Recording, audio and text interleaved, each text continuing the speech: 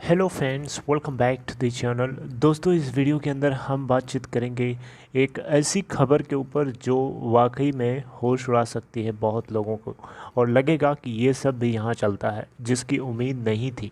लेकिन उससे पहले आप लोगों से रिक्वेस्ट करना चाहूँगा, दोस्तों अगर आप चैनल को फर्स्ट टाइम देख रहे हैं फाइनेंस मार्केट को, मेक श्योर कि सब्सक्राइब करके बेल आइकन को इसे हिट कर लीजिए, ताकि दोस्तों आपको किसी भी वीडियो की नोटिफिकेशन इस चैनल के थ्रू अपलोड हो आपको पता चले, मिस ना हो। और दूसरी चीज़, अगर आपको डीमैट या ट्रेडिंग अकाउंट ओपन कराना है, डिस्क्रिप्शन बॉक्स में लिंक दिया गया है। इस वीडियो में ना तो हम DHFL के ऊपर बात करेंगे, ना हम बात करेंगे श्रेय के ऊपर, ना हम बात करेंगे उत्तम वैल्यू स्टील्स लिमिटेड, ना हम बात करेंगे किसी और कंपनी सिंटेक्स के ऊपर, ना हम किसी और कंपनी के ऊपर बातचीत करेंगे। सिर्फ और सिर्फ आप सभी स्टेक होल्डर्स के साथ एक खबर मैं डिस्कस करना चाहता हूँ, छोटी सी, जिसके थ्रू आपको कुछ पता चलेगा, सिस्टम के अंदर की एक झलक दिखेगी। और बाकी सिस्टम के अंदर अच्छे से समझना तो उन्हीं को आता होगा जो सिस्टम से खुद डायरेक्टली जुड़े हैं। हम लोग तो सिर्फ एक झलक देख सकते हैं, महसूस कर सकते हैं कि अंदर क्या चल रहा है, और शायद इसी की वजह से वो सब होता है जिसकी हमें उम्मीद नहीं होती है। राइट, चलिए आइए देखिए, ये देखिए एक नमूना आपके सामने पेश है। CBI central bureau of investigation ने एक इंटरिम रेजोल्यूशन प्रोफेशनल, जिसको हम IRP के नाम से जानते हैं। IRP आपको पता है ना, ये IRP वही होता है जिसके हाथ में जिम्मेदारी दी जाती है कि किसी भी कंपनी को इंसॉल्वेंसी रेजोल्यूशन प्रोसेस के तहत कॉर्पोरेट इंसॉल्वेंसी रेजोल्यूशन प्रोसेस, इसको पूरा कंडक्ट कराने की जिम्मेदारी होती है। जैसे कि कोई भी कंपनी का अपना एक रेजोल्यूशन प्रोफेशनल, जैसे DHFL का एक रेजोल्यूशन प्रोफेशनल रहा होगा, आरकॉम का एक रेजोल्यूशन प्रोफेशनल है।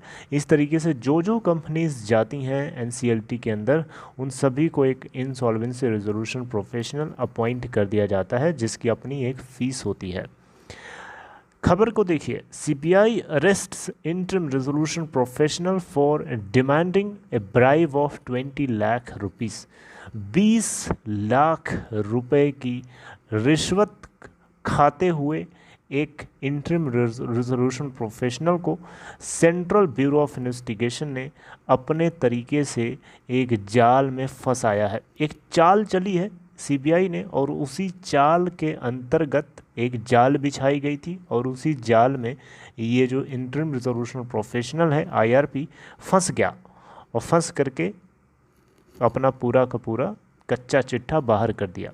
और बाद में पता चला, अरे ये तो CBI थी, ये तो गलती हो गई। अब फंस गया चूहा, तो फिर उसके बाद चूहा भाग के गया, जाएगा कहाँ, अब तो जाली में फंस गया ना। तो देखिए, सेंट्रल ब्यूरो ऑफ इन्वेस्टिगेशन की तरफ से यहाँ पे आपके सामने खुलासा हुआ है कि 20 लाख रुपए की डिमांड कर रहे थे ये, और ये company basically guardian home private limited करके है। थोड़ा सा इसका ब्रीफ बैकग्राउंड आपको बता दूं। 3 जनवरी 2020 को NCLT मुंबई ने सेक्शन 9 पिटीशन गार्डियन होम्स के अगेंस्ट डिसमिस कर दिया था, जिसको लेकर के NCLAT में चैलेंज किया गया। और चैलेंज किया गया तो फिर NCLT को हर हाल में 14 मार्च 2022 को क्रिप यानी corporate insolvency resolution process guardian homes and private limited के खिलाफ शुरू करवाना पड़ा। और इसके लिए इन्होंने NCLT ने सुब्रता मेटी को एक इंटरिम रेजोल्यूशन प्रोफेशनल के रूप में अपॉइंट कर दिया। राइट, सब्सिक्वेंटली जो डिस्प्यूट था यहाँ पे guardian homes and operational creditors, उसके ऑपरेशनल क्रेडिटर्स के बीच ये सेटलमेंट हो गया, यानी डिस्प्यूट सेटल हो गया कुछ ले दे करके। लगभग 3 करोड़ रुपए का अमाउंट जो है ऑपरेशनल क्रेडिटर्स को पे किया गार्डियन होम्स ने। फिर देखिए खबर, उसके बाद पता चलता है कि 3 मई को 2022 वाली, इसलिए इसी महीने कुछ, आज कितनी है, आज 7 है, तो 3 तारीख को, इसी 3 तारीख को CBI को एक कंप्लेन फाइल करी जाती है यहाँ पे CBI को, कि इनको interim resolution professional ACB Pune की आफ्टर सेटलमेंट, यानी सेटलमेंट होने के बावजूद भी इंटरिम रेजोल्यूशन प्रोफेशनल ने गार्डियन होम्स को अप्रोच किया है और डिमांड किया है कि इनको एडिशनल 20 लाख रुपीज़ का अमाउंट जल्दी से जल्दी पे किया जाए।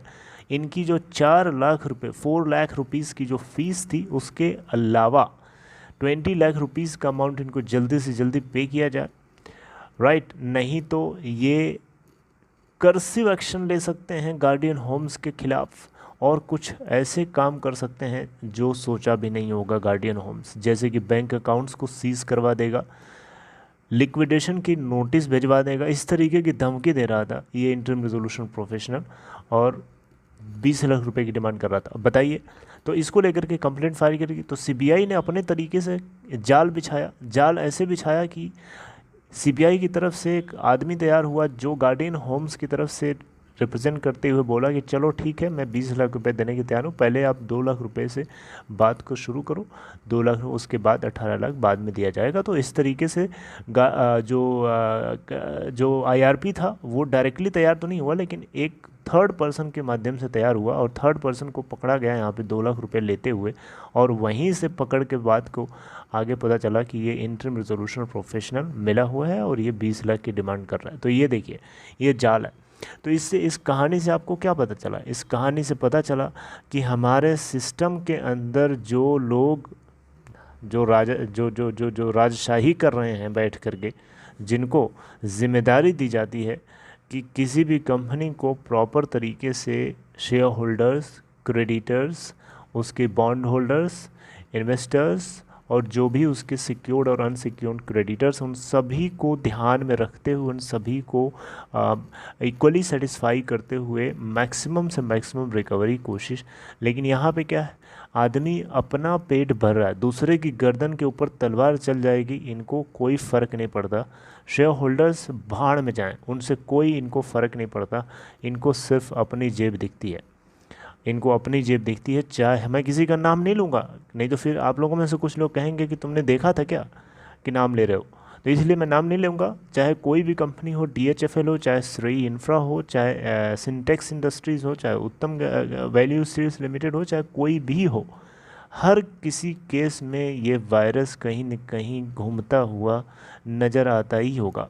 लेकिन फ़र्क इतना है कि किसी किसी केस में पकड़ लिया जाता है, किसी किसी केस में पकड़ नहीं आता है।